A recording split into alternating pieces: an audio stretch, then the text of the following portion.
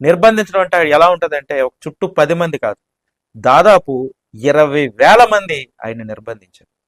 నిర్బంధించడం ఎక్కడంటే మనకి ఒక్కసారి విజువలైజ్ చేసుకుంటే చాలా విచిత్రంగా ఉంటుంది. ఒక చెరువు గట్టు మీద ఒక ప్లస్ ఆకారంలో ఉన్న చెరువు గట్టు అనుకుంటే ఆ మధ్యలో ఆయన కూర్చోబెట్టి ఇటోక 5,000 మంది, అటోక 5,000 మంది, ఇటోక 5,000 మంది, ఇటోక 5,000 మంది, 4 పక్కల 5,000 తక్కువ కాకుండా జనం ఆయన మధ్యలో ఒక టెంట్ వేసి నిర్బంధించారు.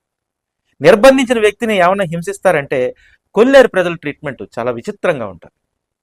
వాళ్ళకి ఆయనకి టెంట్ వేసి అక్కడ మంచినీళ్ళు కావాలంటే మంచినీళ్ళు, ఫ్రూట్స్ కావాలంటే ఫ్రూట్స్, ఫుడ్ కావాలంటే ఫుడ్, ఏ ఏర్పాట్లు కావాల్సిన సరే వాళ్ళు అక్కడ పెట్టారు, పెడుతూ ఉన్నారు.